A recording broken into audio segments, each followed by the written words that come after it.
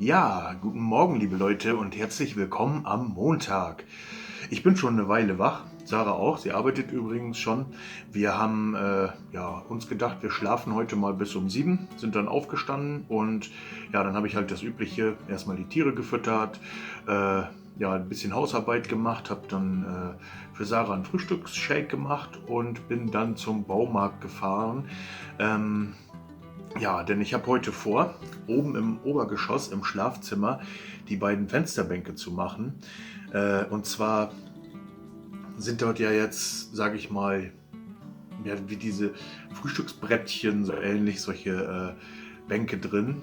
Die sehen natürlich nicht besonders hübsch aus. Und ja, es wäre nicht weiter schlimm, aber man kann dort halt nicht wirklich irgendwie eine Blume draufstellen oder so, weil man hat halt wirklich nur so ein schmales Stück und alles, selbst die kleinsten Blumentöpfe, die wir haben, die sind halt so breit, dass die halt vorne noch überstehen. Und ja, dann habe ich mir halt, das ist ja generell der Plan, haben wir ja falls ihr schon lange dabei seid beim Vlog, habt ihr ja auch schon gesehen, das haben wir ja im Gästezimmer oben auch schon mal gemacht. Da damals also eine dicke breite Latte vorne dran gemacht und dann darauf eine Sperrholzplatte geklebt. Mit Fliesenkleber damals noch. Ja, und so ähnlich ist es jetzt auch der Plan. Also ich bin jetzt zum Baumarkt gefahren, habe die Sperrholzplatte geholt. Kiefer, 6 mm, 1,20 Meter auf Schlag mich tot. Ich brauche ja nur einen Meter. Ja, und als ich dann da war, habe ich dann auch gesehen, die haben normalerweise nicht so viel Holz, aber die hatten so Terrassenunterlegleisten, wo man halt die Paneele dann drauf schraubt. 2 Meter lang, Douglasie, 4,5 auf 7 Zentimeter, also schon ein ganz schöne Brummer. Und da habe ich mir dann ein schönes rausgesucht und das ist, glaube ich, sogar noch schöner, sage ich mal, von der Optik, als wenn ich jetzt einfach eine normale Leiste genommen hätte. Wir haben ja damals oben im Gästezimmer auch die etwas breitere, dickere Leiste genommen. Ja, und die waren genau 2 Meter lang. Ich brauche 95 für die beiden Fenster jeweils. Also kann ich dann beide Fensterbänke daraus machen. Das Material liegt jetzt in der Scheune. Das gucken wir uns dann gleich mal zusammen an. Ja, das ist dann so der Plan. Und wenn das dann fertig ist, dann wird das diesmal aber nicht mit der weißen Fenster- oder mit der weißen Türfarbe gestrichen, also dieses Hellelfenbein. Das passt ja bei uns im Schlafzimmer gar nicht. Ja, im Prinzip müsste es Schokobraun sein, aber ich finde, das lassen wir auch. Das wird einfach Naturholz bleiben. Douglasie ist auch ein sehr schönes Holz. Das werde ich schön sauber abschleifen. Ich muss es ja vorne dreimal verschrauben. Da werde ich dann mit einem Faustnerbohrer ein Loch reinmachen und dann kommen dort Holzpfropfen rein. Ja, und ich denke, dann ist das Ganze wunderbar. Wird das schön mit Leinöl geölt und dann passt das schon. Ja, ich denke, das ist schon optimal. Und wenn das dann fertig ist, dann haben wir ja dort auch an den Fenstern oben drüber noch die ältesten, sage ich mal, Gardinenkästen im ganzen Haus. Die sind noch mit schmiedeeisernen Stäben in der Wand befestigt und dann sind das so mit Schellack lackierte, gerundete Holzornamente. Also ja, zeige ich euch dann. Und da kommen dann einfach zwei Eisen oder ein Eisen, eine Eisenschiene rein mit diesen Klammerhalterungen. Also alles schon sehr, sehr alt. Ähm, ja, allerdings passt das nicht so ganz, wie wir uns das vorgestellt haben, denn wir wollen ganz gerne, dass man dort auch Vorhänge zuziehen kann, sodass man halt ja einfach auch im Winter mal nicht immer die Jalousie runter machen muss, wenn jetzt Sonne ist oder so, aber man will es ein bisschen dunkler haben, so dieses Halbdunkel oder so. Also einfach die Option haben, dass wir die Übervorhänge auch schließen können. Ja, und dementsprechend muss das Ganze auch ein bisschen umgebaut werden. Das heißt, die jeweils einzelne schmiedeeiserne Halterung wird rausgenommen. Die werde ich nicht wegschmeißen, sondern die kommt dann auf den Dachboden und stattdessen werden wir damals, boah, das ist schon so lange her, das wird kaum einer von euch noch wissen. Ich weiß auch gar nicht, ob es in irgendeinem Vlog richtig zur Sprache gekommen ist. Also in Sarahs Arbeitszimmer ist ja dort die Ecke mit den beiden Fenstern, wo ihr Schreibtisch steht. Und da war vorher ein Jalousien-Kasten unter der Decke, der einmal so in diese Ecke reinging. Und da sind dann diese weißen Brettschienen drin. Und das Ganze habe ich auch nicht weggetan, sondern ich habe mir gedacht, das kann man bestimmt irgendwann nochmal gebrauchen. Und der Zeitpunkt ist jetzt gekommen. Das heißt, wir werden mal schauen, ob wir das angepasst bekommen, dass wir das in diese Kästen dort reinbauen können. Und dann haben wir dementsprechend 2 Schienen. Einmal für vorne für die Vorhänge und einmal für hinten für eine Hintergardine. Das wäre schon schön, wenn wir das heute schaffen. Die Gardinen liegen schon dort. Wir werden mal gucken. Ja, das ist auf jeden Fall jetzt zuallererst einmal der Plan. Und alles andere ist dann Bonus. Also wir gucken einfach mal, wie es läuft. Also bis später.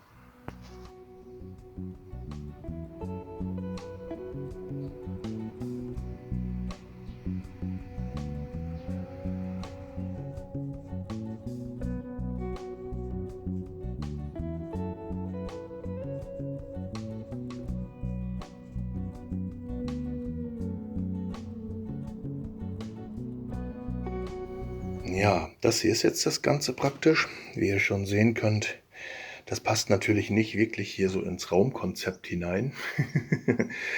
Und dementsprechend werden wir dann hier gleich die Leiste, die wird ein bisschen weiter rausgehen. Und das werde ich dann hier hinten einarbeiten. Und dann kann man die breite, dicke Leiste hier bis an die Wand dran setzen. Und dann wird die hier 3-mal verschraubt. Und dann kleben wir die Platte, die Kiefernsperrholzplatte drauf. Ja. Und hier oben, das ist praktisch das System, was ich meinte. Die finden wir halt richtig schön, weil die auch schon so alt sind. Die wollen wir auf jeden Fall behalten. Jetzt ist halt nur die Frage, ja,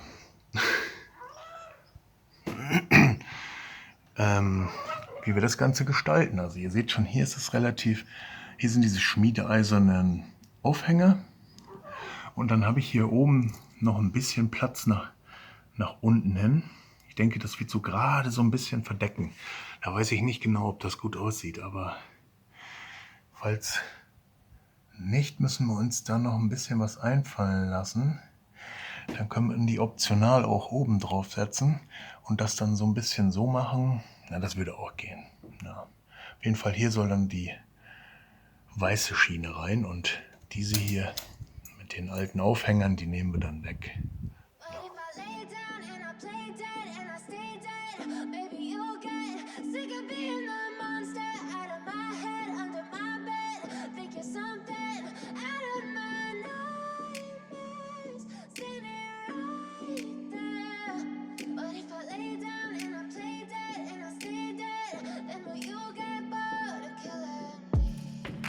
Silhouettes of you are like a taunt. Never really know just what you want. With you I don't ever feel calm. I can feel the sweat inside my palms. Play with me like cats and a string. You don't understand the pain it brings. You don't ever wanna give me wings. You don't ever wanna set me free. You know I'm addicted to you, and it's twisted, you've been gifted with the evil voodoo. Got me coming back for more, even when I've been screwed. Dolls full of pins, pierce my heart straight through. I got issues in my head, I like you in my bed, but you keep me on red. Oh, everything is like a test, I better not text or I'll come off desperate. But if I lay down and I play dead and I stay dead, baby you'll get sick of being the monster out of my head, under my bed, thinking something out of my nightmares, standing right there. But if I lay down and I play dead and I stay dead, then will you get bored of killing me? So if I play dead, will you regret everything that you did, that you said? I don't think you understand what you're doing, and my heart's black and blue from the bruising. I feel like when I'm with you I'm losing. I feel like you think that this amusing, sitting there gaslighting and confusing. Was it me? Is it me? Am I deluded? I'm the one who's always sorry, the conclusion. Even though I offer all of the solutions, I wish you loved me like I love you, it's stupid. When I'm alone with you I never feel lucid. I wish I wasn't struck by Cupid. I wish when I first saw you I knew this. When I'm with you I feel so useless, I feel diluted, my heart's been wounded. Silhouettes of you are like a taunt. Never really know just what you want. With you I don't ever feel calm. I can feel the sweat inside my palm. Play with me like cats and a string. You don't understand the pain it brings. You don't ever wanna give me wings. You don't ever wanna set me free. But if I lay down and I play dead and I stay dead, baby, you'll get sick of being the monster. Poki und ich hatten gerade eine krasse Erkenntnis, wenn es denn wirklich eine Erkenntnis ist und meine App nicht falsch liegt. Denn ich habe diese gelben Blümchen, die wir erst von innen betrachtet haben, gerade mal mit der App gecheckt. Und die App behauptet, das wäre Topinambur. Also diese Knollenpflanze, die man auch futtern kann, aber die Knolle wird sich da unten verstecken. Habe ich noch nie gesehen, wie das blüht. Ich kenne es bloß als Gemüse halt. Früher bei solchen Kochboxen, nee, nicht Kochboxen, so Gemüse, saisonale Gemüsebox, die wir mal bestellt hatten, um einfach mal so ein bisschen Vielfalt reinzukriegen in den Speiseplan. Haben wir jetzt schon ewig nicht mehr gemacht, auch wegen den Kosten und so. Aber egal. Auf jeden Fall bin ich da mit Topinambur damals in Berührung gekommen und wusste nie, dass das so blühen soll. Ist das jetzt wirklich Topinambur? Wir werden mal irgendeine davon ausbuddeln. Aber wir können ja nicht einfach die Wurzel essen, wenn es doch keins ist. Ich weiß nicht, keine Ahnung. Falls ihr da mehr Ahnung habt als wir und unsere App vielleicht, lasst uns das gerne in den Kommentaren wissen.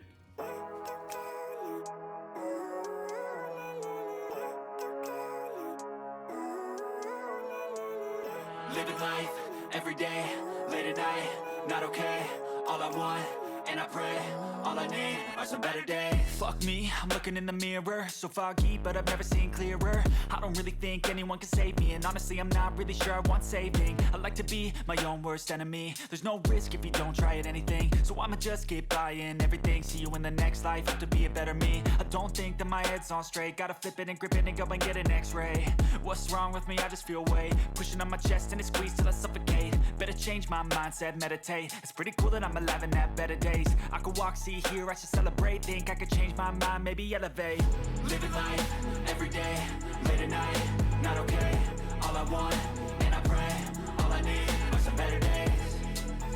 Yeah, all I need are some better days. Cause all I want, and I pray, I believe in the better days. I'm kinda stuck between a rock and a hard place. Do I work hard or live at my pace? You're only young once, yeah that's all great, but I also want a future where I'm okay. Living life is doing lots of cocaine. Wait no, it's living with no shame. Wait no, it's sleeping in on Sundays. I guess it's different for each of us and that's okay. Well I just wanna be happy, how to get there? Glad that you asked me. I think it's different for everyone. Some of us need work, others need fun. Some of us need purpose to overcome. But try to do what you love when it's said and done. Cause there's so many differences in each of us. Trust your gut, it can show you what you want. Living life, every day, late at night, not okay. All I want, and I pray, all I need are some better days. Yeah, all I need are some better days. Cause all I want, and I pray, I believe in the better days. Living life, every day, late at night, not okay. All I want, and I pray, all I need are some better days. Yeah, all I need are some better days. Cause all I want, and I pray, I believe in the better days. Wir waren shoppen für die Pelzis. Und zwar gab es für die Häschen neues Einstreu in Massen. Außerdem gab es Katzenstreu. Ach, hier unten noch Nagerfutti. Dann hier unten drunter versteckt sich noch Clodeo mit dem Geruch Ocean. Ja, wir werden es auch mal ausprobieren. Mit dem Geruch Ocean und ein kleiner Laserpointer, über den sich die Flocke hoffentlich sehr freuen wird. Minka ist nicht so das Ding, aber Flocke wird sich drüber freuen. Das packen wir jetzt ins Auto. Und ja, dann fahren wir wieder weg. Ja, habe ich. Morgen Leute, da ist auch schon wieder Dienstag.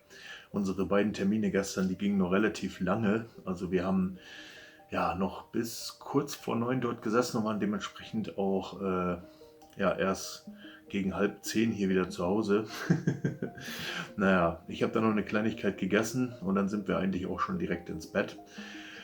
Heute Nacht, keine Ahnung, habe ich ganz komisch geschlafen. Sarah sagte auch, ich hätte auch die ganze Zeit irgendwie im Traum so, keine Ahnung, was ich da geträumt habe. Auf jeden Fall, bin ich jetzt auch gerade eben aufgestanden, vor einer Stunde circa, 1,5. Habe schon die Katzen gefüttert und die Hasen gefüttert, war auch schon draußen. Und ja, jetzt gerade eben habe ich mir dann mal gedacht, ich hole mal die Übergänge für die Küche hier. Und habe auch schon mal einen passend geschnitten. Gerade so, dass man links und rechts noch ein Loch hat, um es anzuschrauben. Ja, und das wollte ich jetzt gleich mal ranhalten und dann mal gucken, die Löcherchen bohren und dann vielleicht hier den ersten Übergang. Dann kann ich euch ja mal zeigen, von Küche zum Esszimmer praktisch schon fertig zu machen. Ja.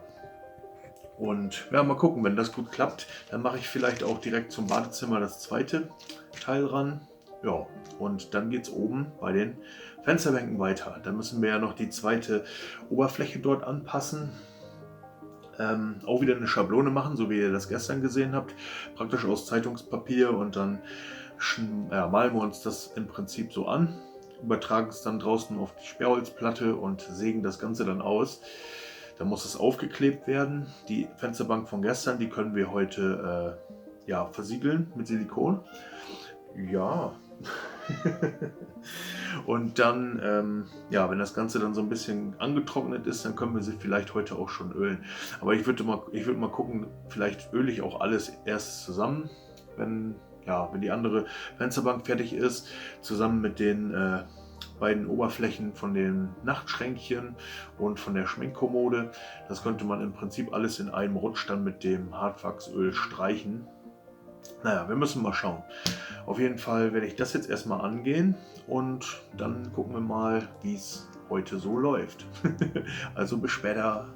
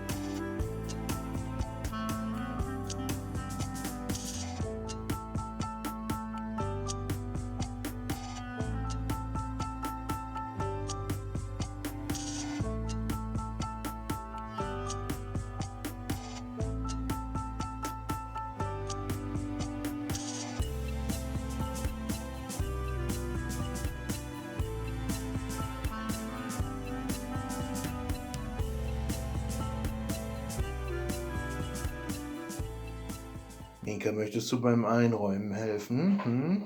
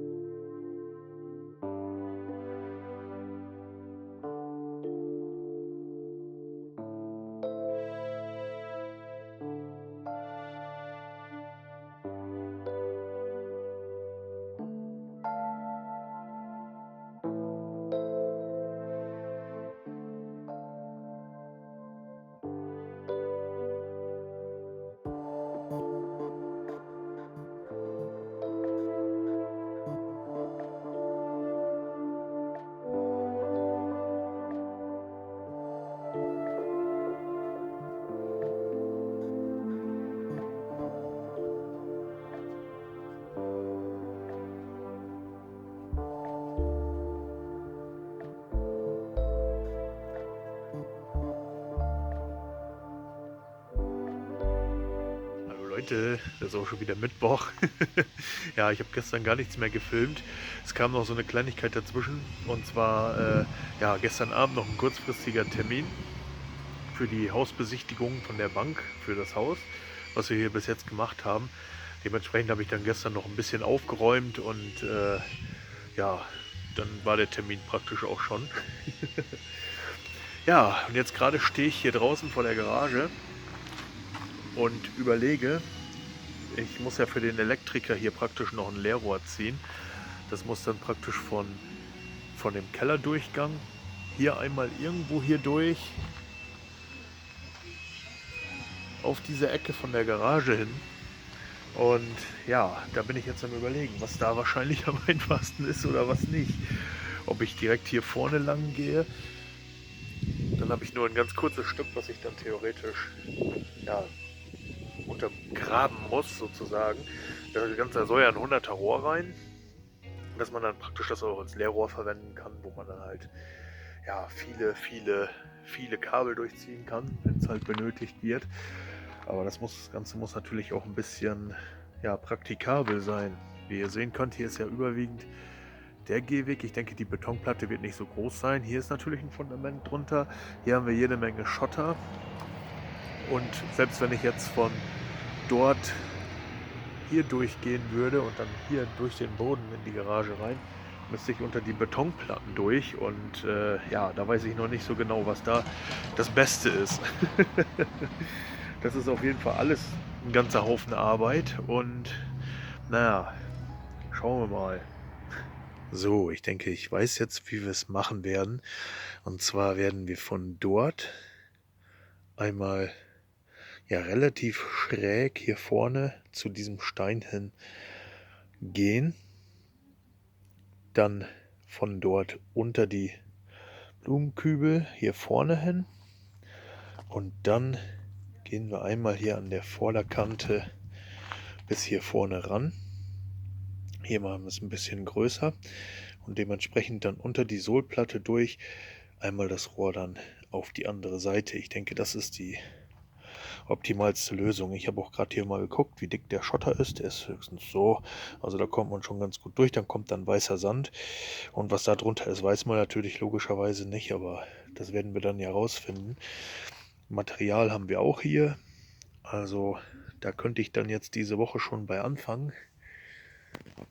Solange das Wetter so gut ist wie jetzt, ist das ja auch ja, eigentlich die optimale Geschichte. Nebenbei warte ich auch noch auf die Post. Heute soll die Farbe kommen für die Fliesen. Angekündigt war es für 11:30 Uhr. Ist jetzt schon, ja, ich glaube kurz nach 12. Bislang ist noch niemand hier gewesen. Ich hoffe, das klappt heute noch und wir können heute noch streichen. Das wäre natürlich das Optimalste. So kann die Farbe dann zum Wochenende hin noch ein bisschen trocknen und ja, ich kann dann den Fliesenspiegel praktisch ankleben. Das wäre schon mal, ja, schon gar nicht so schlecht. Aber je nachdem werde ich die noch zweimal streichen wahrscheinlich mit der Versiegelung. Ja, das werde ich dann aber merken, sobald wir dann damit arbeiten. Na, mal schauen. Ich habe heute noch einer Nachbarin versprochen, dass ich noch kurz dorthin komme und ihr ein bisschen beim Papierkram helfe. Ja, vielleicht gehe ich heute schon dabei und fange schon an, dort vorne für das Leerrohr was frei zu graben, damit das auch fertig ist. Und ja, ansonsten die Werkstatt ist noch so ein großer Posten, der noch anliegt. Und ja, generell im Haus ist ja noch einiges zu tun. Aber da haben wir jetzt ja nicht so viel Druck. Das, was am meisten Druck macht, ist erstmal dieser Fliesenspiegel. Aber den kann ich ja logischerweise jetzt nicht machen, wenn ich die Farbe noch nicht habe. Ja. Naja. Schauen wir mal, wie es wird.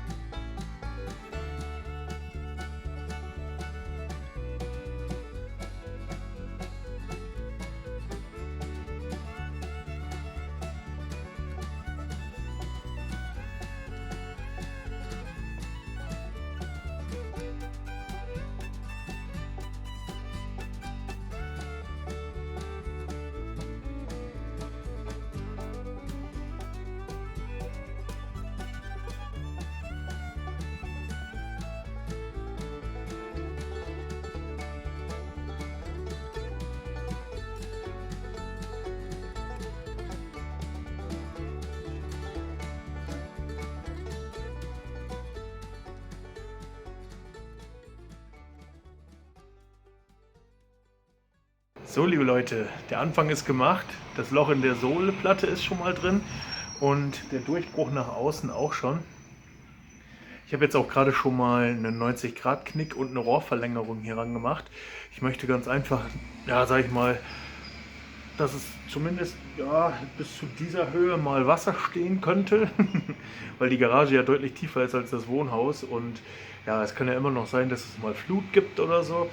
Und ja, gab es ja vor etlichen Jahren mal so eine ganz schlimme Flut und die ist ungefähr bis ja, hier in der Garage gestiegen. Das heißt, ich möchte das auf jeden Fall so weit zu haben, dass das Wasser bis hierhin steigen kann. Und dann werde ich das im Keller auch nochmal hochlegen bis an die Decke unten ran, sodass man halt sagen kann, der Stromkreislauf bleibt eine ganze Weile länger bestehen. Auch weil ich ja überlegt habe, eine kleine PV-Anlage hier aufs Dach zu machen, sobald es mal neu gedeckt ist, sage ich mal. Und dann muss das Kabel ja auch hier durch und wenn man dann halt ja, den Strom noch nutzen möchte, um zum Beispiel eine Pumpe nachher im Keller zu betreiben oder so, um das Wasser dann abzupumpen über den Solarstrom, wenn hier jetzt überall anders, sage ich mal, Strom ausgefallen ist, dann ja, kann man das theoretisch. Oder man könnte sogar sagen, vielleicht kann man es sogar noch unabhängig davon nutzen, um halt im Haus noch Notstrom zu haben oder sowas. Das muss man dann mal sehen. Ja, auf jeden Fall, der Anfang ist gemacht. Reicht aber auch für heute. Den Rest werde ich morgen ganz in Ruhe einfach weitermachen. Dann graben wir hier nochmal durch bis auf die Ecke. Unter die ja, Blumenringe, sage ich mal, drunter durch. Und dann ins Haus rein. Da seid ihr natürlich selbstverständlich auch mit dabei. Ja. Gut, liebe Leute. Was gibt es noch Neues? Ich habe heute eine Meldung bekommen für meine neue Arbeit. Es war eine sehr positive Nachricht. Ja, ich habe jetzt am Montag zwar auch nochmal ein kleines Treffen dort noch mit einem Kollegen, sage ich mal. Der zeigt mir dort nochmal alles, aber es sieht sehr gut aus. Also es war eine sehr, sehr gute Nachricht. Ja, wird aber auch noch ein bisschen dauern. Also bis ich dann in frühestens 6 Wochen die neue Stelle antreten kann, bis dahin haben wir noch ein bisschen Zeit hier im Haus was zu machen. Ja. Möchte dann aber auch schon ein Stück weit fertig sein. Ja. Mit dem Elektriker habe ich heute telefoniert. Der ja, wollte mich zurückrufen, hat er bis jetzt noch nicht gemacht. Mal schauen. Und die Fliesenversiegelungsfarbe ist laut dem Zusteller hier vorbeigefahren. Die konnten aber unsere Adresse nicht finden. Das heißt, da müssen wir uns auch noch mal was einfallen lassen. Ich denke mal, der ist hier gar nicht lang gefahren, weil ich war zu dem Zeitpunkt auch draußen. Müssen wir uns mal was einfallen lassen, dass wir vielleicht noch eine zusätzliche Hausnummer vorne an die Straße ranmachen oder so. Mal schauen. Naja, auf jeden Fall, ja, alles in allem heute ein sehr guter Tag. Moin, moin, Donnerstag und ja, wie ihr sehen könnt, wir sind in der Garage. Unser kleines Projekt geht jetzt weiter. Ich werde gleich mal sehen, dass ich den Kanal ausgehoben bekomme, dass wir dann mal schauen können, dass wir unsere Rohre reinlegen, ob wir genug Knicke haben, um halt dort auch anzukommen, wo wir hinwollen. Ja, und dann müssen wir uns auch noch überlegen, wie wir dort dann den Durchbruch machen. Ich habe ja damals für die Schmutzwasserleitung, die tiefer durchgeht, eine Kernbohrung machen lassen. Das brauchen wir jetzt bei dem theoretisch nicht, aber es möchte ja trotzdem das Rohr unterhalb des Bodens verschwunden sein. Ja, das müssen wir uns dann gleich auch nochmal anschauen, ob wir da ein kleines Stück rausstemmen. Und ja, dementsprechend müssen wir dann heute Nachmittag, haben wir eh noch einen Termin beim Hausarzt und dementsprechend fahren wir dann nochmal beim Baumarkt vorbei und dann hole ich ein bisschen Trockenmischung, also einfach Estrich, Betonestrich. Damit machen wir dann das Loch hier zu und eventuell dann dort da hinten die Geschichte dann auch wieder so weit zu, dass das alles wieder tutti frutti ist. Ja. Und dann in dem Zuge wollte ich dann mal auch das Fenster dort ausmessen. Da ist ja jetzt aktuell ein Gitter. Da können wir ja mal kurz hingehen. Ihr seht ja, so ein Gitter drin. Muss ich mal gucken, ob man das ausmessen kann. Die haben nämlich auch eine diverse Auswahl an Kellerfenstern dort. Ob man dann vielleicht sagt, man nimmt das oder tut hinter dem Gitter noch ein Kellerfenster rein oder so. Müssen wir dann mal schauen. Ja. Die sind auch, glaube ich, gar nicht ganz so teuer. Und ja, dann ist das halt auch schon geschlossen. Jetzt für den Winter natürlich auch nicht so schlecht. Und ja, müssen wir einfach mal schauen. Jetzt heißt es erstmal buddeln.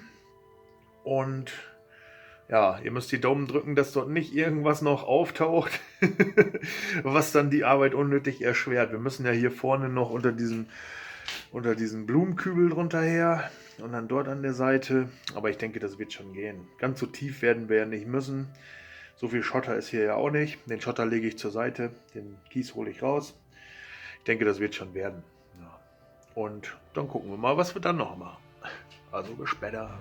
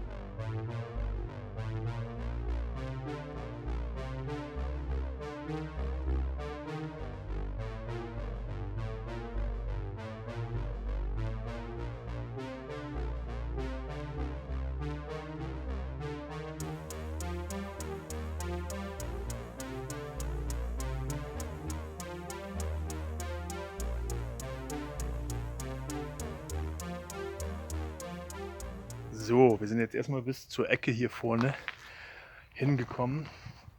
Und das heißt, ja, das wird noch der wenigste Aufwand sein. Wir müssen noch einmal ein Stück dorthin und dann schräg zu unserem Durchgang dort. Ja. Aber es ist jetzt gleich auch schon 11:30 Uhr und wir haben heute Nachmittag noch einen Termin. Ich habe noch ein bisschen was zu erledigen.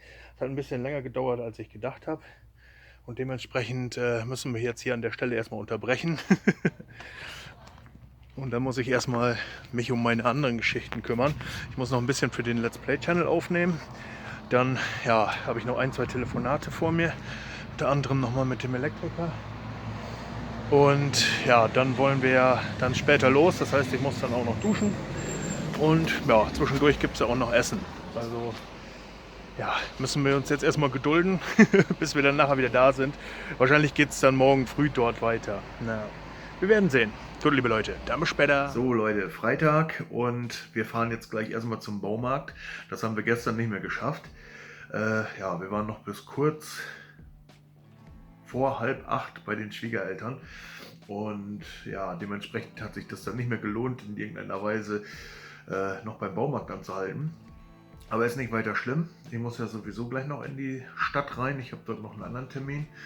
Und ja, in dem Zuge werde ich dann beim Baumarkt vorbeifahren, werde dann die Sachen besorgen. Und dann schauen wir mal, wie es dann funktioniert. Also bis jetzt hat es noch nicht geregnet, aber gegen 9 Uhr haben die Regen gemeldet. Aber das, glaube ich, wird uns nicht viel weiter aufhalten bei unserem Vorhaben da draußen. Ja. Und dann hoffe ich natürlich immer noch, dass die Farbe für die Fliesen jetzt so langsam kommt.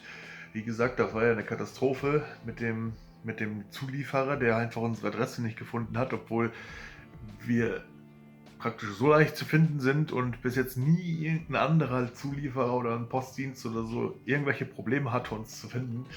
Naja, auf jeden Fall wollten die das jetzt noch nachliefern wieder und ja, das soll dann ja laut deren Aussage innerhalb von 3 Tagen passieren und das wäre dann morgen. Hoffe ich mal, dass es dann so ist. Dann kann ich morgen die Fliesen grundieren, kann Sonntag nochmal nachgrundieren und dann können wir am Montag endlich den Fliesenspiegel kleben. Ich hoffe, das funktioniert. Naja, ich mache mich jetzt erstmal fertig und ja, dann würde ich sagen, dann ist es auch gleich schon fast so spät, dass wir losfahren können. Also, bis gleich. So Leute, Termine sind abgehakt. Ich habe ja die fehlenden Rohre und den Beton, Schrägstrich, ja, ein Sack Beton, ein Sack Zement, also Kalk-Zementmörtel. Jetzt können wir gleich weitermachen. Ich bin mal gespannt, ob es jetzt gleich anfängt zu regnen. Es ist jetzt gleich gegen 9. Ja, dann habe ich für Sarah noch, musste ich lange nachsuchen, Knetbeton. Da kann man dann so Blumentöpfe machen und so Dekor für den Garten. Ja, leider hatten die hier nur 2,5 Kilo Eimer. Deswegen habe ich mal 4 Stück mitgebracht. Es gab auch verschiedene Sorten. Es gab den zum Gießen, dann gab es den zum Kneten für ja, Pigmentgrundierung. Also ja, wahrscheinlich tust du dann Pigmente rein oder so. Ich weiß nicht, wo der Unterschied da ist. Und dann gibt es den noch als ganz normale Betonknetmasse. Ja, bin ich mal gespannt, was Sarah draus macht. Was sie mich durch einen halben Obi-Markt fragen hier. Ja, habe ich erstmal bei der Info gefragt. Die wussten nicht. Die haben mich dann zur Bauabteilung geschickt. Habe ich gedacht, gut, Bauabteilung, da hat der jetzt ja eigentlich nichts zu suchen, der knet Beton, obwohl es ja Beton ist. Und dann bin ich schon mal selber einmal durch die Malerabteilung gelaufen. Da haben die ja alles Mögliche, auch Modellbau gibt's und sowas. Habe ich aber in dem Moment nicht gefunden, dort wo ich vermutet hatte, wo es ist. Und bin dann in die Gartenabteilung gegangen. Und ja, die gute Frau dort meinte dann, ja, haben wir mal gehabt, weiß ich nicht, ob wir es immer noch haben, müssen Sie zur Malerabteilung gehen. Ja, bin ich dann wieder dorthin. Und ja, da hat der gute Mann dann gesagt, ja, steht hier vorne und war dann direkt hinter mir im Regal. Naja, gut, jetzt kann Sarah sich auf jeden Fall ein bisschen austoben. Und ja, wir können uns auch austoben. Man sieht hier auch jede Menge Rohrknicke und so ein Kram halt auch noch dabei. Jetzt können wir das auf jeden Fall ordentlich machen. Und ja, der Zement und also der Kalkzementmörtel ist im Prinzip dafür, dass ich nochmal vielleicht gegebenenfalls dort beim Kellerfenster, ich habe mir nämlich hier angeguckt, was es für Kellerfenster gibt, in was für Abmessungen. Es gibt 60 x 50, 50 x 50, 60 x 80 und ich glaube 60 x 60 oder 60 x 50 wird dann das Kellerfenster der Wahl werden und dann kann ich eventuell dementsprechend schon die Öffnung rangestalten, dass man dann das Fenster halt demnächst mal kauft oder so. Das kostet, ich glaube, ja, je nachdem welches man nimmt, 98 und 110 Euro oder 107 Euro oder irgendwie sowas. Naja, auf jeden Fall dafür. Und dann muss ich ja hinten immer noch, wo von der Lüftung von dem Badezimmer durch die Wand durchgeht, da muss ich halt auch noch zuputzen und oben in der Ecke auch. Das ist jetzt schon eine ganze Weile offen. Und ja, das muss halt natürlich jetzt wieder geschlossen werden, damit man auch von außen dann die Kappe aufsetzen kann, jetzt zum Herbst, zum Winter hin, damit es halt einfach auch umgekehrt zu ist, sage ich mal, damit halt immer schön der Wind nicht so reindrückt. Ja, gut, ich würde sagen, wir fahren jetzt erstmal und dann schauen wir gleich mal, was heute wird. Denn, ja, also wie gesagt, es soll ja regnen, aber ich denke, ja, ich hoffe, das wird uns nicht großartig abhalten. Ansonsten soll es ja morgen und übermorgen wieder schön sein. Dann kann man es dann auch dann noch angehen. Wir werden sehen. Gut, dann bis später.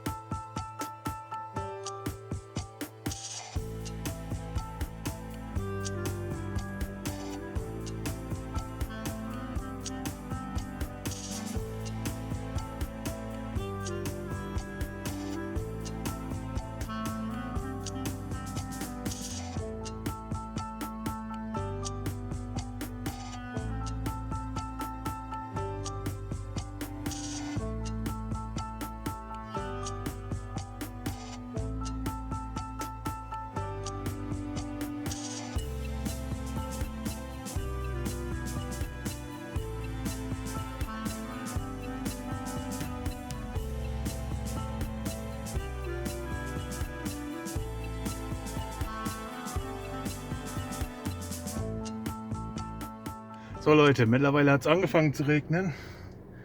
Ich weiß gar nicht, ob man das, ja, so ein bisschen sieht man es. Ja, ich werde es trotzdem durchziehen heute. Ich habe jetzt ja schon bis zu der Ecke. Jetzt fehlt praktisch nur noch ein kleines Stück. Und dann kann ich das Rohr bis ins Haus reinlegen.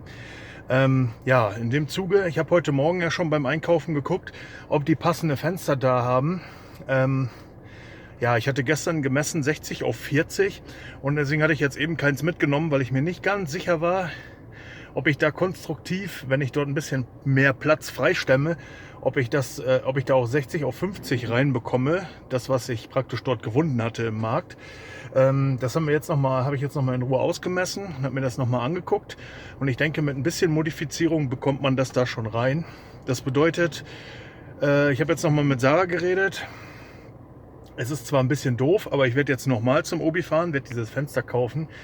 Und ja, wir müssten sowieso noch einkaufen. Eigentlich wollten wir heute schon wieder zum Biomarkt, aber das fällt dann wahrscheinlich heute auch wieder flach. Dafür hole ich dann heute unser Mineralwasser, also dieses hier,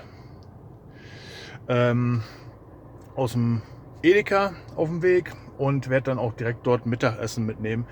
Und ja, fürs Wochenende die paar Kleinigkeiten, die wir noch brauchen. Also viel einkaufen ist nicht. Hauptsächlich geht es ums Wasser. Das werde ich dann jetzt mit erledigen. Und dann werden wir das mit dem Biomarkt halt noch ein paar Tage verschieben. Wir haben uns ja auch überlegt, dass wir, Kartoffeln muss ich auch mitbringen, dass wir auch mal jetzt eine Kürbissuppe machen, jetzt wo die Hokkaidos fertig sind. Ja, das werden wir dann wahrscheinlich auch jetzt am Wochenende machen. Das heißt, ja, so viel Gemüse brauchen wir jetzt im Moment gar nicht aus dem Biomarkt. Und da heben wir uns das dann lieber doch noch für nächstes Wochenende auf oder so. Also ja, ich denke, das ist dann besser. Aber kommt drauf an, vielleicht hat Sarah ja auch trotzdem Lust zu fahren. Mal schauen.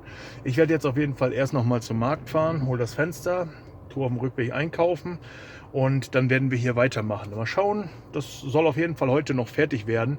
Das wäre schon ein Traum. Vor allen Dingen auch, wenn dann ein Fenster drin ist. Sehr, sehr, sehr, sehr gut, weil das hätte ich jetzt zum Winter hin sowieso mal machen müssen. Letzten Winter hatte ich dort eine extrudierte Polystyroldämmplatte reingemacht, sodass das halt ja, nicht so friert an der Ecke.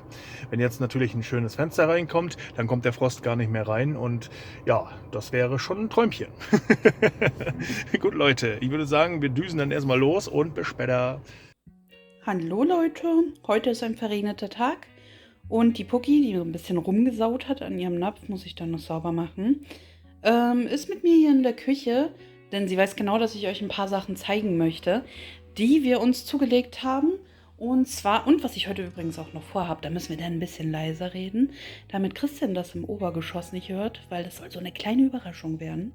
Fangen wir mal mit den Sachen an, die ihr laut hören dürft. Und zwar habe ich für die herbstliche Stimmung, wann fängt der Herbst an? Keine Ahnung, ich weiß es nicht genau, vielleicht hat er schon angefangen. Hier mit diesen Kerzen auf jeden Fall schon. Da haben wir einmal Blätterzauber und einmal Herbstraum. Habe ich von Amazon einfach besorgt, ne? Keine Werbung und so, ihr wisst schon. Aber die riechen beide so, so gut. Der linke riecht so ein bisschen wie Parfüm, finde ich, und der rechte, entschuldigt, ich musste gerade so husten und konnte es nicht mehr halten. Da musste ich schnell auf Aufnahmepause drücken. Auf jeden Fall der rechte. Ich hätte den rechten so ein bisschen in die weihnachtliche Richtung eingestuft.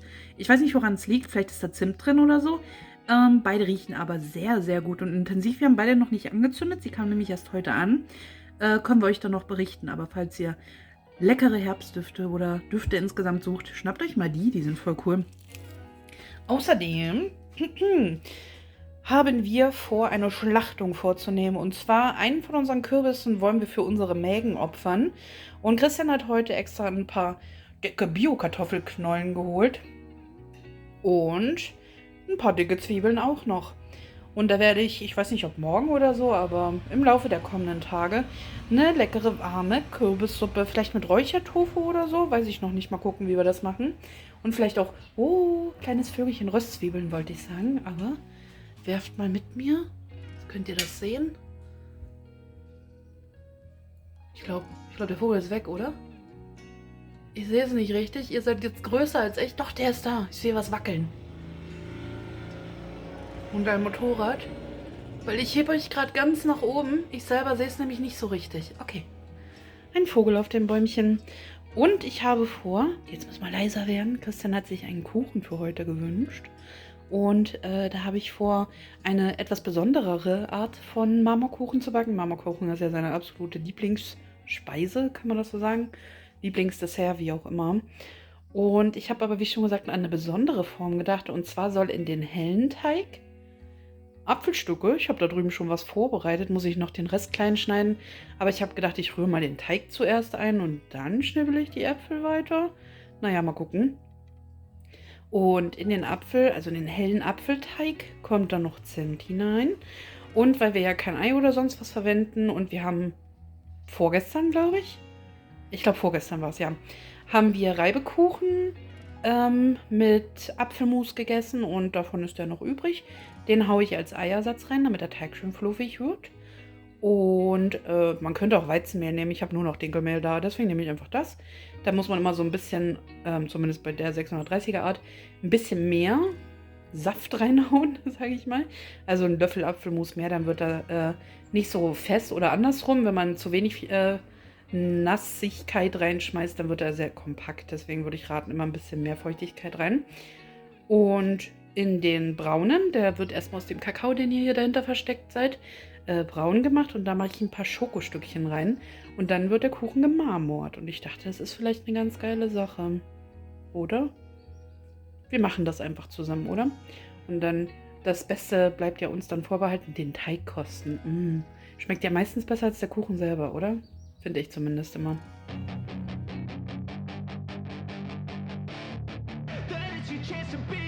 Hey kid, don't ever let them get inside your head. They'll tell you what to do in life instead of everything you know that you could get. Don't let them guide your life towards regret. I'll fight for what I love with every breath. My past is filled with things I won't forget. I use them all to push me to my best. So treat the worst of times just like a test.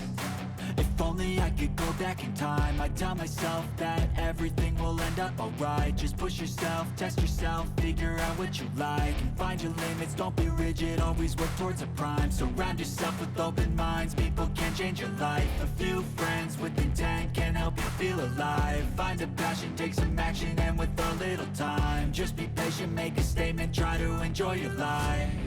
They'll try to kick you while you're down. They wanna rise up while you drown. They wanna fill your head with doubt. They're silently scared that you'll figure it out. I'll make it look like I'm losing. Won't bother hiding my bruises. And when they finally think you're wounded, then it's your chance to be ruthless.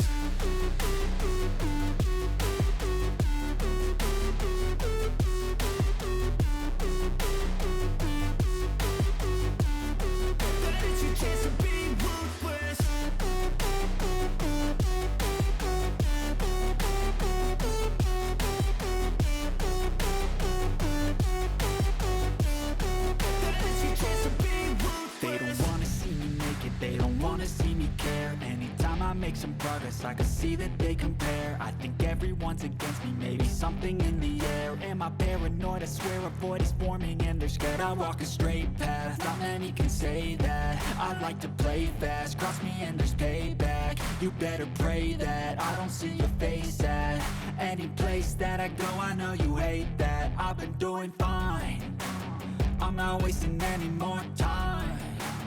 I live for the fight and the climb, and I think that the pain that's deep inside is what defines.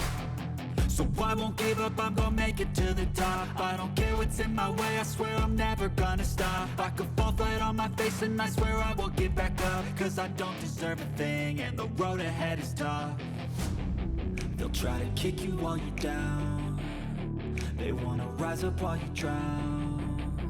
They wanna fill your head with doubt. They're silently scared that you'll figure it out.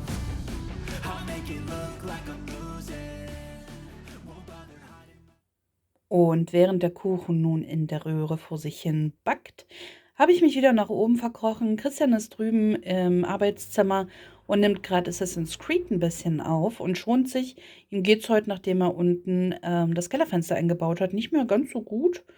Ich hoffe, dass es nicht an meinem gekochten Essen lag. Ich habe Blumenkohlreis gekocht, für ihn richtigen Reis und es gab dazu Frikassee. Mir geht's ganz gut. Also am Frikassee lag's dann nicht. Naja. Auf jeden Fall kratze ich hier noch ein paar Fliesen, denn die müssen ja bald auch endlich mal fertig werden.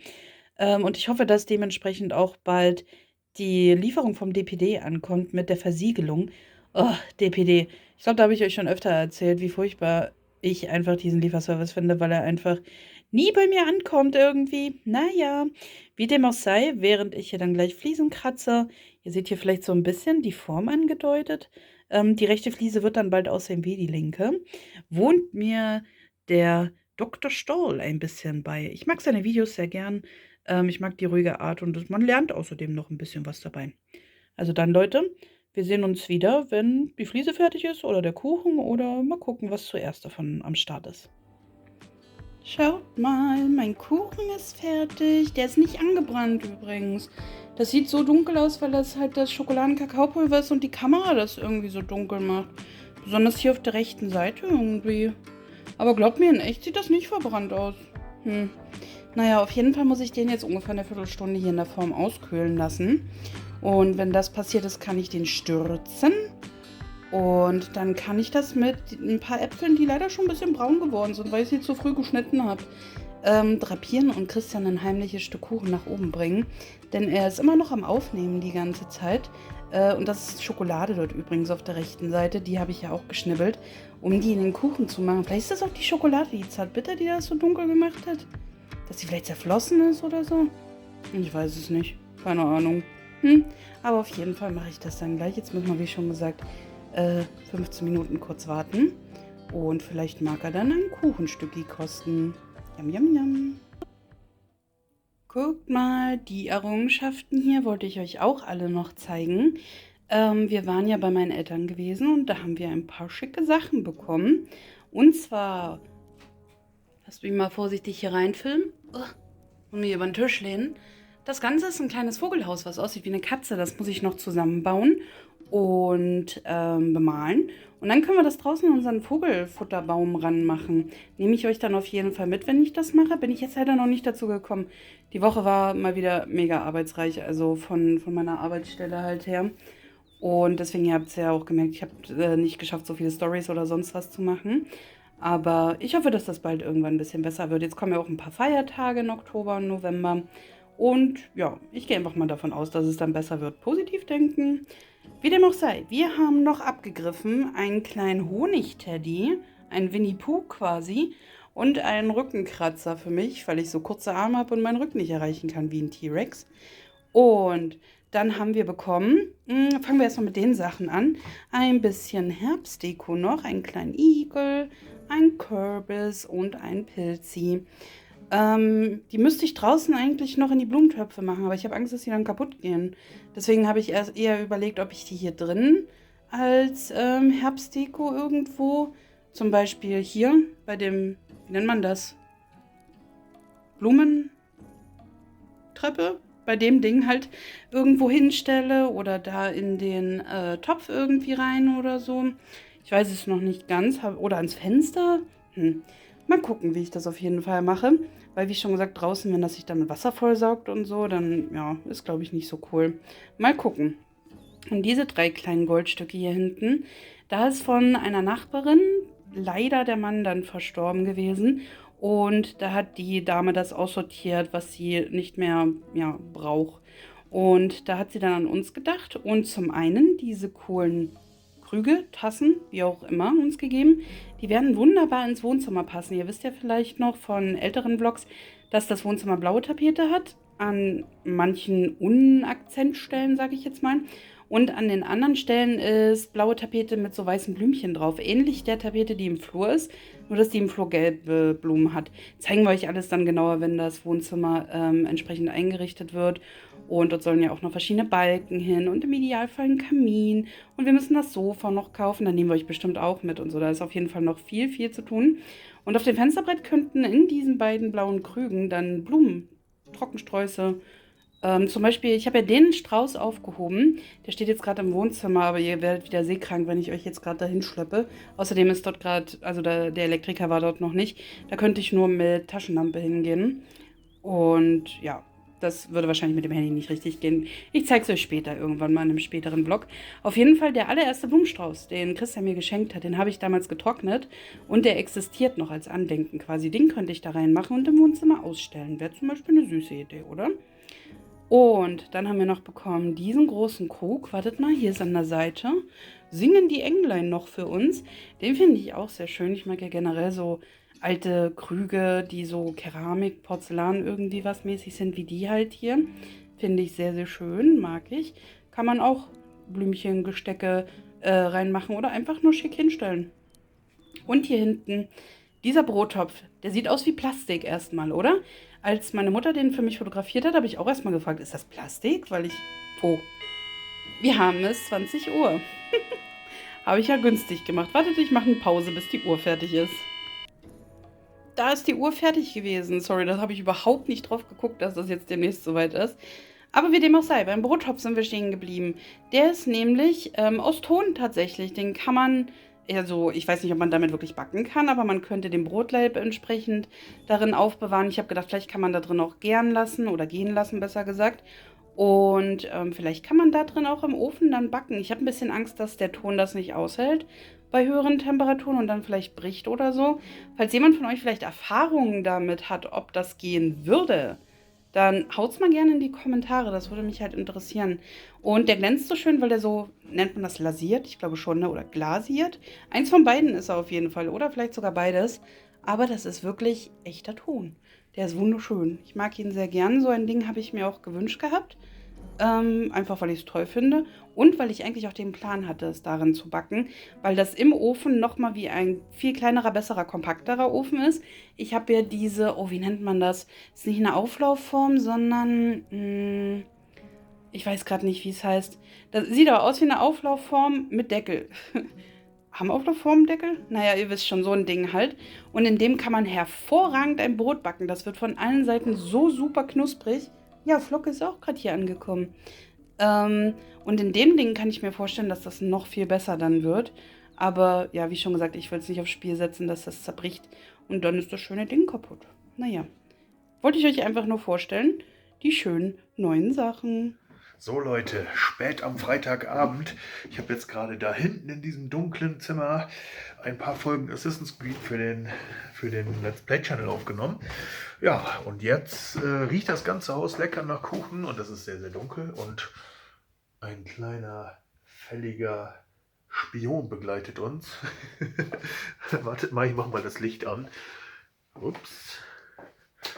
Das ganze Haus riecht super lecker nach Kuchen. Sarah hat einen Marmorkuchen gebacken. Und ja, ich habe ja noch nichts zum Abendbrot gegessen. Ich weiß, man soll eigentlich abends nichts Süßes mehr essen, weil ja, Zuckerspiegel und so weiter, das setzt ja dann übelst an. Aber ich glaube, heute gibt es Marmorkuchen zum Abendbrot. Ich muss den jetzt noch stürzen. Da hat es auch noch ein paar Apfelstücke geschnitten, die sind aber schon braun geworden, weil ich halt so lange dort gesessen habe zu aufnehmen. Mir tut auch schon richtig der Arsch weh. Lecker, lecker. Also, erstmal Abendbrot. Und dann gucken wir mal weiter. Ja, kleiner Verbrecher.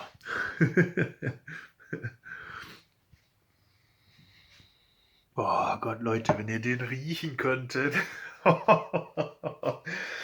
Boah. Lecker, lecker, lecker. Ich schnapp mir jetzt einen Teller und dann haue ich erstmal mächtig rein. Na, es ist schon wieder zu dunkel. Gerade mit dem Blitz war es auch nicht so gut. Auf jeden Fall ist das ein Marmorkuchen, in den Apfelstückchen drin sind und Apfelmus gebacken ist. Lecker, lecker. Na, aber ein bisschen sehr fluffig.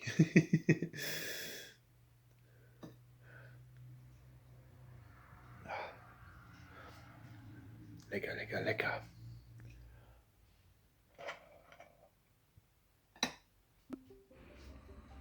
Guten Morgen am Samstag. Ich habe offensichtlich gestern Abend auch nicht mehr geschafft, die Kürbissuppe zu machen. Ich habe dann noch Fliesen gekratzt, weil das ja auch gemacht werden muss. Und oh, gerade eben ist wieder am Fenster draußen ein Vögelchen gelandet. Aber ich habe es euch das letzte Mal schon so ein bisschen schlechter als recht gezeigt. Deswegen erzähle ich euch nur, sie sind da, glaubt mir.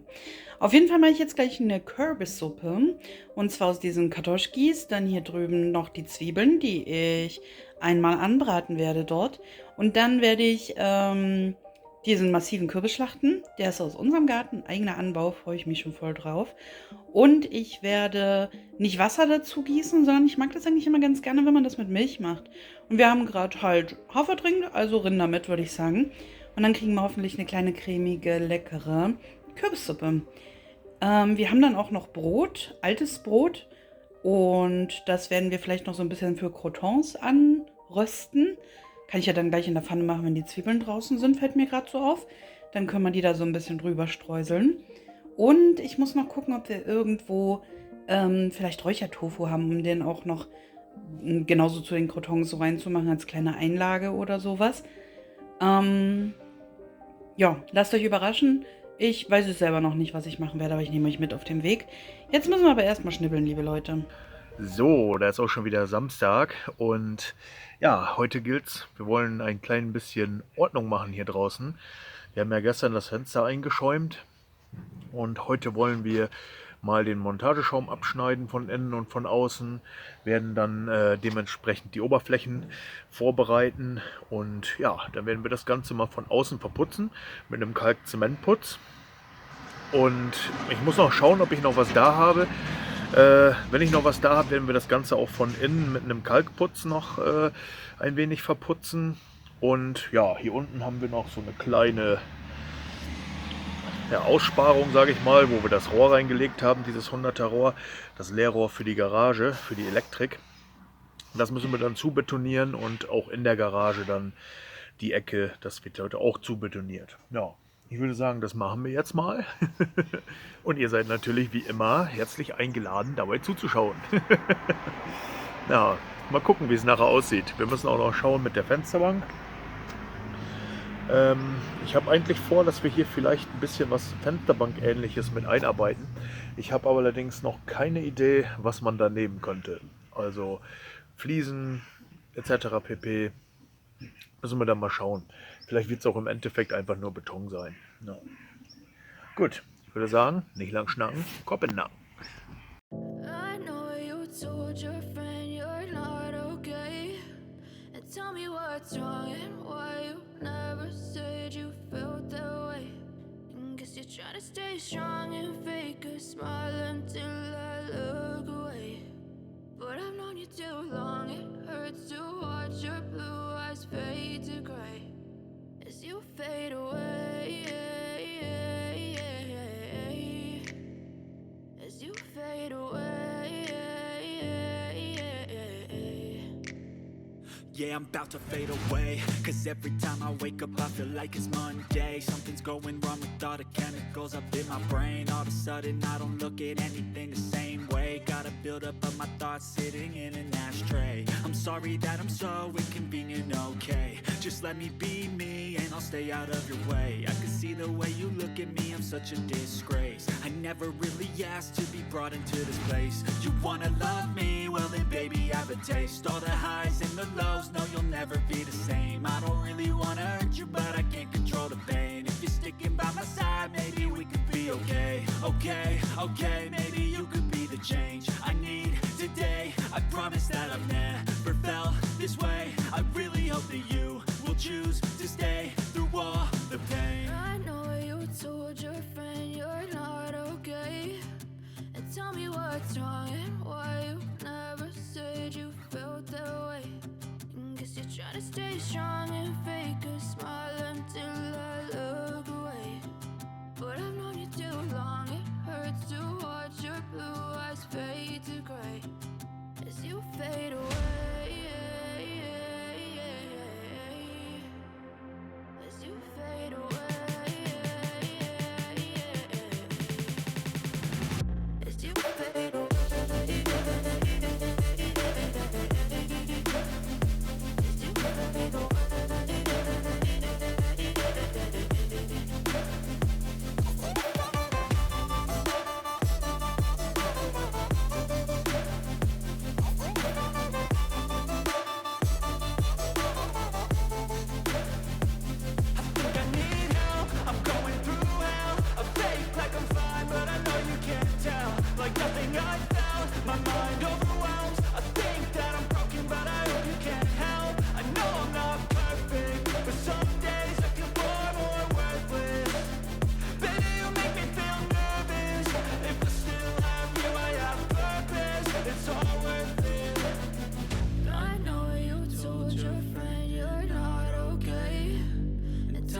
what's wrong and why you never said you felt that way.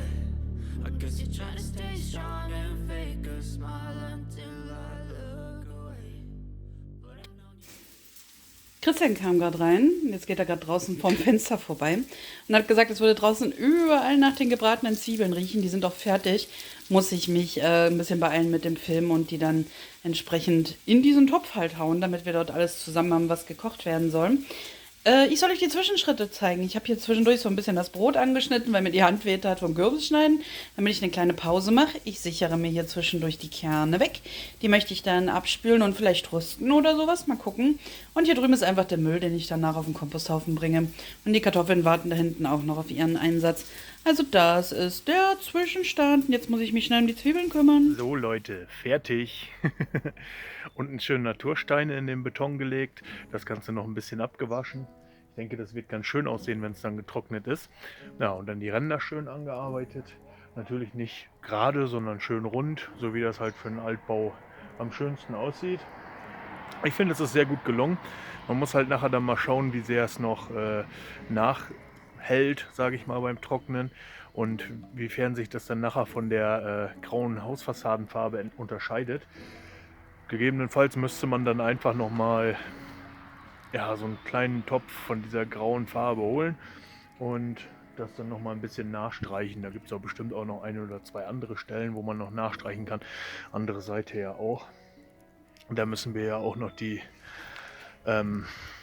dieses Lüfterrohr abschneiden und die Löcher, die ich dort damals gemacht habe, alles zuputzen.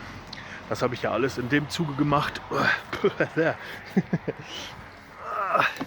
Das habe ich ja alles in dem Zuge gemacht damals, um herauszufinden, wie das halt von außen so aussieht und wie die Beschaffenheit vom Mauerwerk ist und was dort gemacht werden muss und so weiter und so fort. Ja, und jetzt können die aber wieder zu. Und das müssen wir dann auch noch machen. Ich habe noch einen halben Sack Kalkzementputz.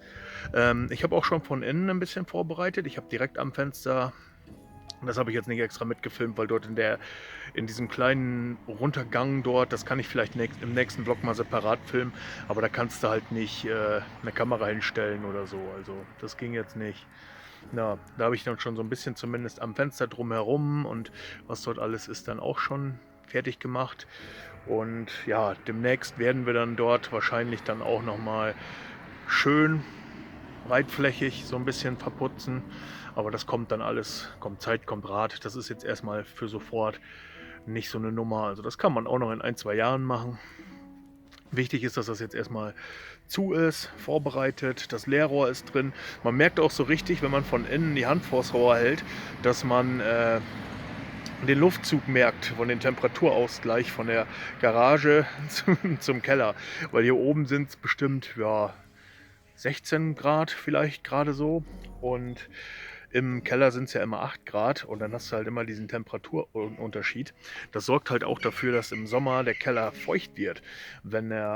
Also man meint ja immer, im Sommer trocknet das und weil die Luft halt trocken ist, aber tatsächlich ist meistens die Luftfeuchtigkeit, wenn jetzt also im Winter draußen Frost ist oder so, das ist ein paar Tage frostig gewesen, ist die Luftfeuchtigkeit geringer als im Sommer. Und deswegen, durch den Temperaturunterschied, das Warme will immer ins Kalte, also die Atmosphäre ist immer bestrebt, Temperaturunterschiede auszugleichen, das sorgt ja auch für unser Wetter und dementsprechend, will das Warme natürlich ins Kalte, deswegen sagt man ja auch Wärmebrücke.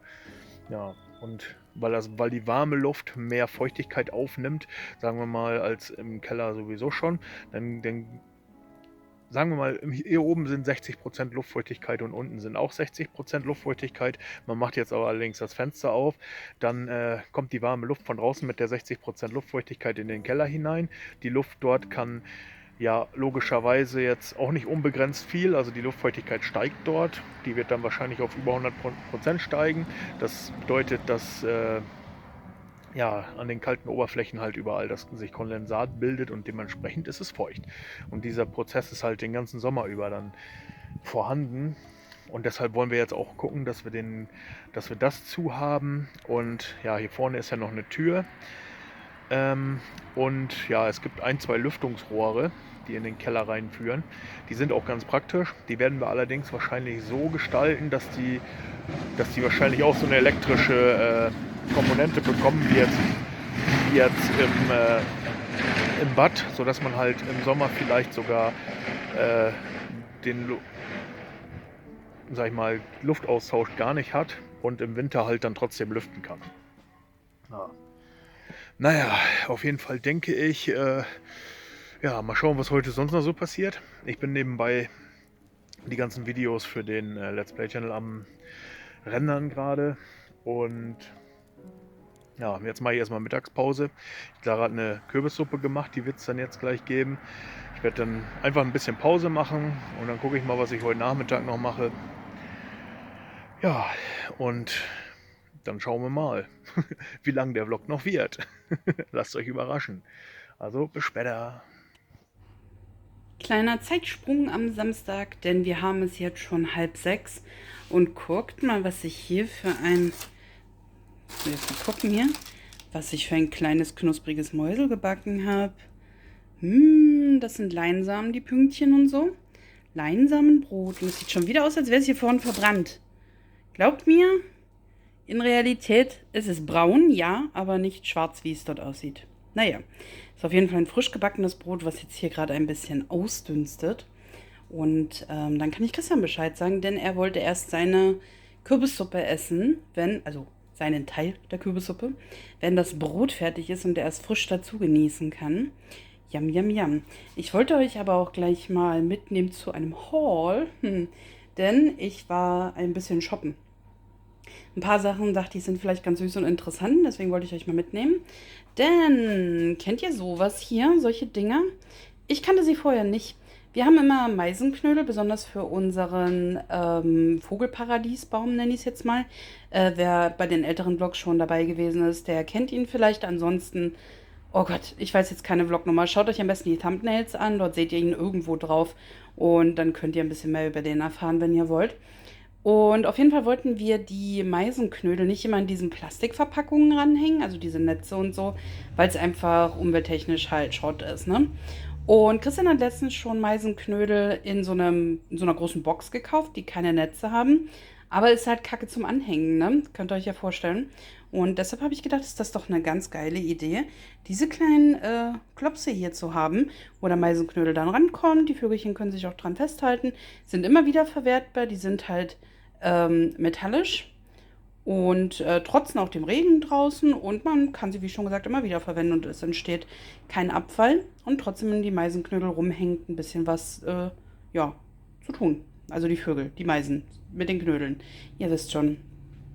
Gehen wir weiter, denn Halloween steht vor der Tür, beziehungsweise Herbst, Erntedankfest, all dieser ganze Spaß. Und ich habe keine herbstliche Tischdecke, aber jetzt habe ich eine herbstliche Tischdecke. Ich habe sie jetzt noch nicht ausgepackt, weil ich den anderen Tisch erstmal abräumen muss dafür. Zeigen wir euch dann demnächst, wenn es soweit ist. Dann einmal, ja, jetzt nicht so wichtig, die Lampen von unserem Auto sind kaputt, deswegen habe ich Lampen besorgt. Und Hexenglocken, einmal für die Vorder- und einmal für die Hintertür.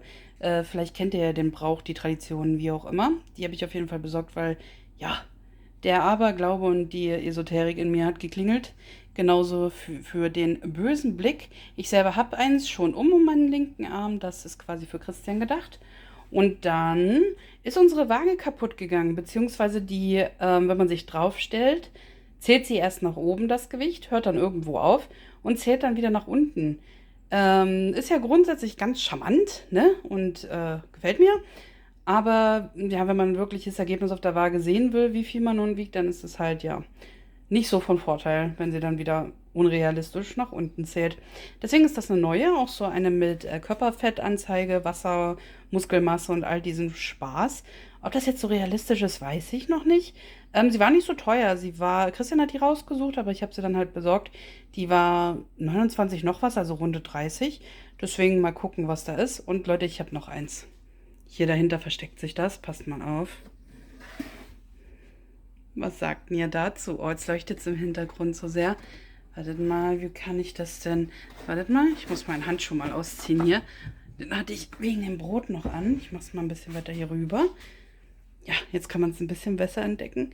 Das da oben ist Solar im Dach. Das heißt, in der Nacht, das ist eine Gartenstatue, Davon weiß Christian noch nichts. Ich muss ihn erst rufen und ihm das sagen. Er ist oben aber gerade noch am Computer und nimmt Assassin's Creed auf. Und ich habe ihm das noch nicht gezeigt. Und ich habe es ihm vorher auch noch nicht gesagt, weil ich ihn damit überraschen wollte. Wir sind ja beide so Zwerge und Gnome und sowas Fans. Und das Ding hier ist, ich glaube, ein bisschen was über 40 Zentimeter, fast 50 groß, falls ihr euch es gerade nicht ganz vorstellen könnt. Und die Fensterchen, der Marienkäfer und der Pilz und hat hier unten auch das Fensterchen in der Tür, leuchten dann eben entsprechend des Nachts. Und ich fand das super süß. Ich habe mich sofort verliebt, als ich das gesehen habe und musste es unbedingt mitnehmen. Und ich freue mich drauf, was er dann dazu sagt, wenn ich ihn gleich ranhole. Ihr wisst es jetzt quasi in der Vergangenheit eher als er. Genau. Und ich würde sagen, ich rufe ihn mal, damit er am Brot schnuppern kann und ich ihm meine ganzen Errungenschaften zeigen kann. Das kleine Video musste ich gerade nochmal drehen, denn es ging die Sirene los, passend zu meiner... Das war Flocke, die ist auch gerade losgegangen, passend zu meiner Verkündung, Leute. Denn das hier links sind die letzten 4 Fliesen, die ich noch kratzen muss, beziehungsweise 4,5, wenn man die hier drüben jetzt noch mitziehen will. Na gut, die linken 4, das sind ja jetzt auch nicht mehr wirklich ganze, eher 3/4 Fliesen. Und dann habe ich alles geschafft. Dann muss nur noch mit Alkohol abgeputzt werden, damit dieser Schmand, ihr seht ihn hier wieder, der noch so ein bisschen da ist. Na, hier muss ich noch kratzen, aber hier oben dieser Schmand, seht ihr ihn? Der muss ja dann mit dem Alkohol noch abgeputzt werden. Das fehlt noch auf den Fliesen, die ich gekratzt habe. Aber das ist ja der absolut kleinste Teil, der noch gemacht werden muss. Oh Gott, es ist ein Ende in Sicht. Liegt am Ende des Tunnels, Leute. Und dann liegt hier auch nicht mehr so viel dieses ganze Gerülle hier rum. Sieht ja furchtbar aus mit diesen ganzen Krümeln und so weiter. Ich freue mich drauf. Und Christian hat mir heute beim Einkaufen ein Schnatterinchen mitgebracht. Die sitzt auch hier dabei und ja, wohnt mir bei, während ich in den Endspurt gehe. Gibt auch noch Herrn Fuchs, Frau Elster und Pittiplatsch. Aber wir haben... Achso, die gibt es auch noch als Handpuppen. Das ist ein kleines Plüschtier einfach nur. Und die gibt es auch noch in der Handpuppenversion. Finde ich super süß. Ich weiß nicht, wo er war, ob bei Edeka oder Netto oder so war. Falls ihr da auch Bock drauf habt, schaut euch dort auf jeden Fall mal um. Ja, und ich mache mich jetzt ans Kratzen. Wir haben es jetzt 17:55 Uhr. Ich habe gerade das Brot rausgeholt. Habt ihr ja, glaube ich, bestimmt gesehen in irgendeinem der vorherigen Clips. Und oh, wie das knuspert. Ich habe gerade mal meinen Finger drauf gedrückt, so in diese Kruste, das so richtig wie halt Brot knuspert, ne? Nicht unbedingt so, wie ich es gerade nachgemacht habe. Aber vielleicht macht Christian ja heute noch für euch einen Kostetest, weil ich esse ja kein Abendbrot. Ansonsten, ja, vielleicht erst morgen und dann im nächsten Vlog. Keine Ahnung. Mal sehen. So Leute, Sonntagmorgen, 9:30 Uhr, gleich gibt's Frühstück. Ich habe jetzt die frühen Morgenstunden damit verbracht, den Vlog für euch noch fertig zu schneiden. Gestern Abend habe ich noch gesessen, bis ungefähr 23 Uhr, die ganzen Schnelldurchlaufsequenzen und sowas zu rendern und das alles schon mal vorzusortieren. Es ist ja dieses Mal wieder richtig lang geworden, das war eigentlich gar nicht so beabsichtigt. Aber naja, manchmal ist es halt so und da kann man halt nichts machen. Und es gibt jetzt auch nicht die Möglichkeit irgendwie, dass ich zwischendurch mal was rausschneide, weil dann wäre es ja nicht mehr so authentisch, weil ja alle Arbeitsschritte so ziemlich aufeinander aufbauen. Ja, naja, auf jeden Fall bin ich ganz froh, dass ich es jetzt geschafft habe. Es war eine Menge Arbeit diese Woche und ja, ich würde deswegen auch diese Verabschiedung jetzt hier nicht ganz so lang machen. Ja, vielen Dank fürs Zuschauen. Wenn es euch gefallen hat, lasst einen Daumen da, lasst ein Abo da, schreibt in die Kommentare, was auch immer euch auf dem Herzen liegt. Und ich würde sagen, wir sehen uns dann nächste Woche wieder in alter Frische. Nächste Woche werde ich mal versuchen, das Ganze wieder ein bisschen kürzer zu halten, weil ich finde, so ja, 45 Minuten ist eigentlich ganz angenehm. Alles über eine Stunde ist schon so ein bisschen sehr lang und ja, müssen wir mal schauen. Es liegt ja auch wieder einiges an. Also ich habe noch ein Nachgespräch für meine neue Stelle. Das hatte ich ja, glaube ich, jetzt in diesem Blog erzählt. Ich habe am, ich weiß gar nicht, wann war das jetzt, Donnerstag oder so, noch einen Termin. Und ja, im Prinzip die ganze Woche haben wir noch einiges zu tun hier im Haus. Ja, ich bin schon sehr gespannt, was da alles so wird. Und ich würde sagen, wir sehen uns dann nächste Woche wieder, wenn ihr Lust habt. Also seid gerne wieder mit dabei und bis dann. Ciao, ciao.